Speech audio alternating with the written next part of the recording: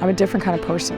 The freedom that I have, having not come up through the democratic machine, is that I can do things my way because I am only beholden to the voters. Ladies and gentlemen, Mayor-elect of the City of Chicago, Lori E. Lightfoot. Don't ask what the world needs. Ask what makes you come alive and go do it. Because what the world needs are people who have come alive. Pushing norms and challenging the status quo, that's exciting to me. It's the time for a new era of trust between the people of Chicago and the government that serves them. We've got to do better by our people. We've got to show people in every neighborhood that they matter. A city that holds equity and inclusion as our guiding principles. That's my Chicago dream. Mayor Lightfoot took many bold actions to alleviate economic hardships facing Chicago residents. So she created the first ever income-based debt relief programs for water, sewer, and auto-related debt, and eliminated late fees at libraries.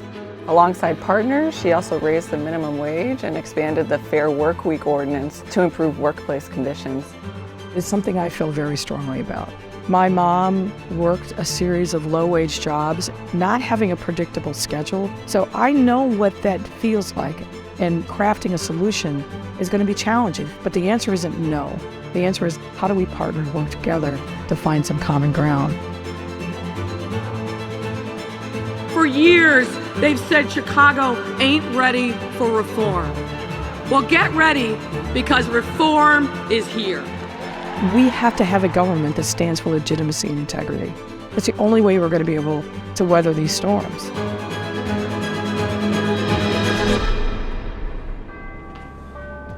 Doors closing.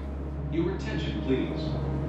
Please follow public health guidelines during the COVID-19 pandemic. Protect essential workers and our staff. This is affecting absolutely everybody. I will forever be grateful for Mayor Lightfoot's leadership.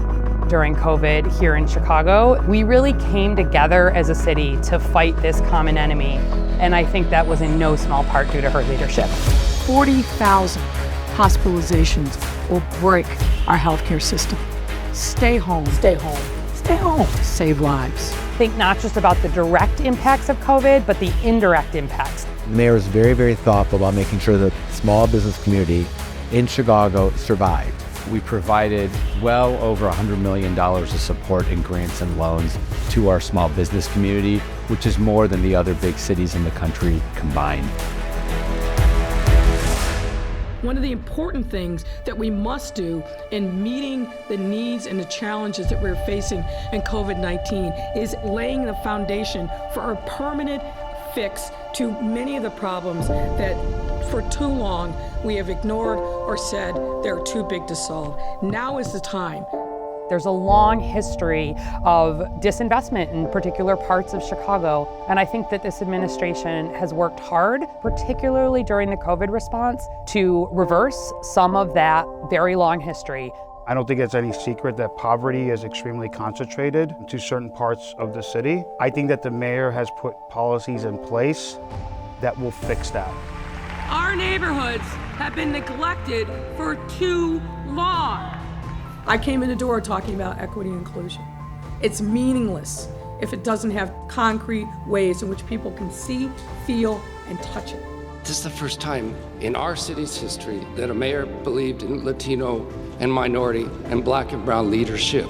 I remember where we were before this, and I finally feel that there is an open line of communication between the city in general and the community. What we're really talking about is changing the way we do business by asking constantly who is not getting served and what can we be doing to ensure that these populations get to the same results that we all desire.